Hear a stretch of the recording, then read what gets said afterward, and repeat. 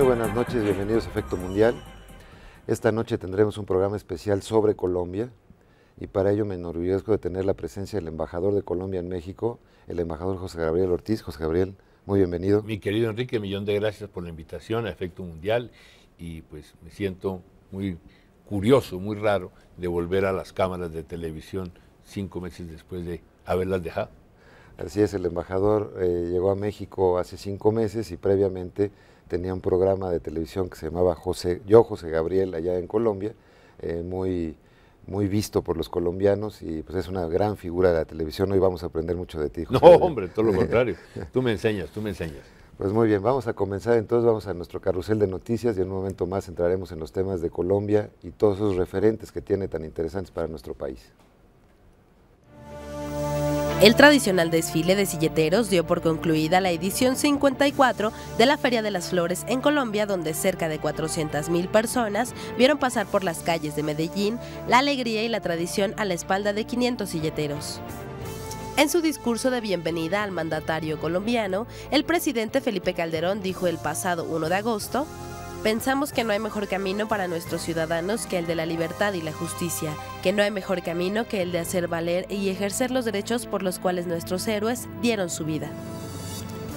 En el rubro económico, los presidentes de México y Colombia expresaron su confianza en el Foro de Inversión México-Colombia a realizarse en ese país tentativamente en octubre próximo.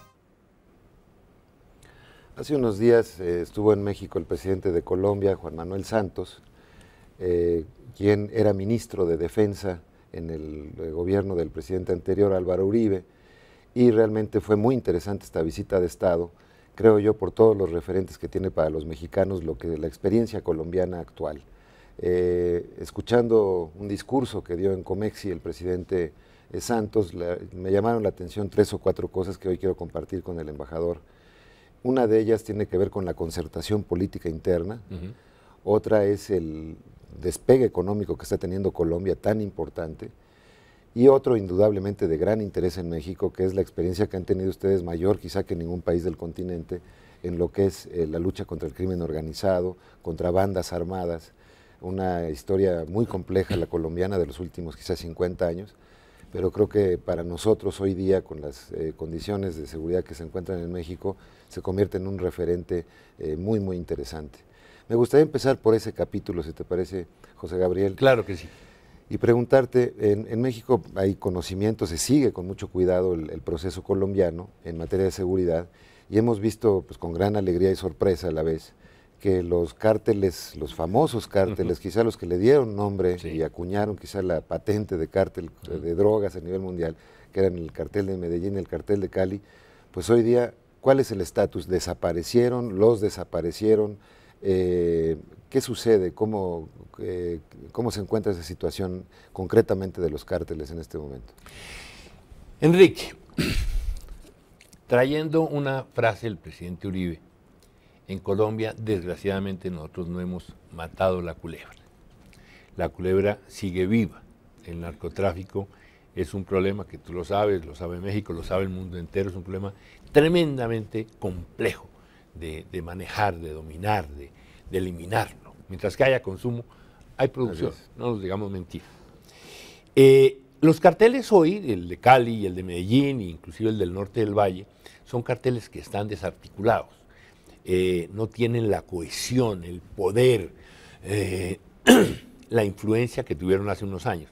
Y eso se han ido diseminando en unos pequeños cartelitos que desde luego siguen proveyendo droga y siguen comercializando la droga, mientras que haya consumo.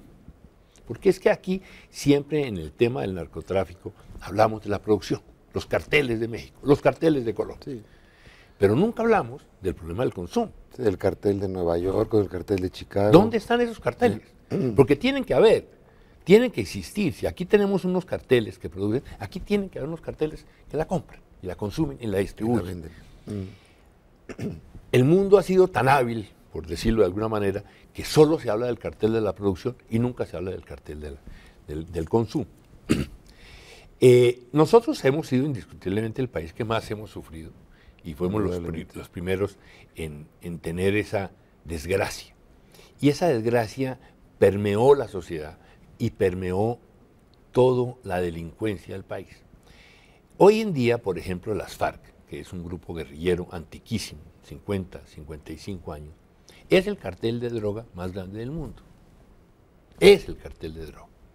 El ELN, que es otra guerrilla que nosotros tenemos. Déjame interrumpirte en esto. Las FARC hoy día son más ya un cartel de drogas que un movimiento político, o la agenda política simplemente político no existe. De acuerdo. Es decir, ellos no tienen agenda política, ellos tratan de hacer algunas cosas. Ahí salió el señor Cano a hacer unas propuestas desarticuladas, y, en fin, eso no. Eso es un cartel de la droga. Ellos viven de la droga, ellos se nutren de la droga, ellos protegen la producción de la droga, ellos protegen la comercialización y la distribución de la droga. Ellos son un cartel. ¿Serían de alguna manera los herederos de los carteles viejos de Medellín y Cali, digamos, o sustitutos? O, no, es uno de los carteles, porque son como los supervisores. La droga se produce y se produce y se procesa en la selva, en unos sitios apartados, ¿no? Para que eso pueda pasar, ¿sí?, tienen que estar bendecida de alguna manera por las FARC, porque para que las FARC los dejen producir, los dejen sembrar, los dejen transitar, dejen llevar esa droga a los puertos de destino, en fin, puede que ya el proceso mismo, ya el distribuidor, ¿no?, final, sean los carteles. Es la parte más viva de la culebra que se refería al presidente Uribe. Exactamente. Entonces, es gracias a las FARC, gracias entre comillas, que se siembra, se produce, se procesa la droga. Y de alguna manera también al ELN, que es otra guerrilla que tenemos. Es que a falta de una tenemos dos. Y además tenemos los paramilitares. Es que aquí dicen, uy, es que Colombia salió No, nosotros estamos lejos de salir del problema. Lo que hacemos con México, o tratamos de hacer con México, es compartir nuestras experiencias, nosotros no podemos enseñarle a nadie nada, pero decirles, mire, nosotros hemos transitado por este sendero Esta es la tortuoso. experiencia. Miren a ver ustedes qué pueden hacer. Déjame preguntarte, Néstor, algo que inquieta mucho en México, cada vez más creo. En México la lucha contra el narcotráfico se ha dado prácticamente en todos los frentes al mismo tiempo.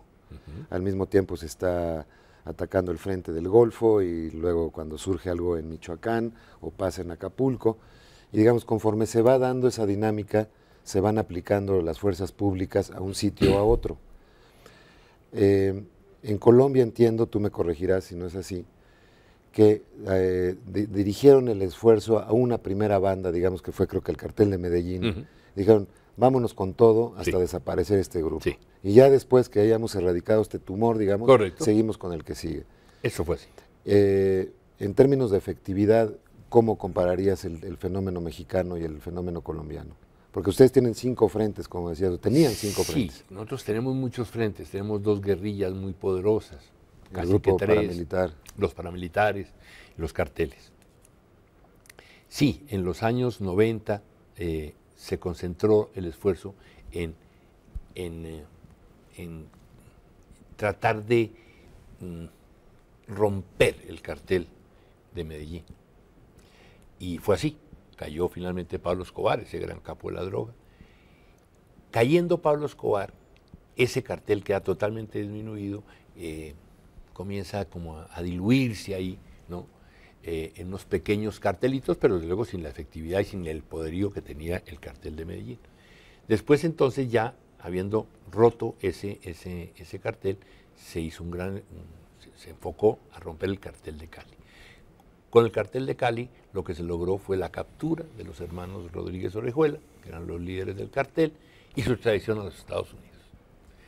Con lo cual, entonces también queda muy mermado, muy disperso el cartel de Cali.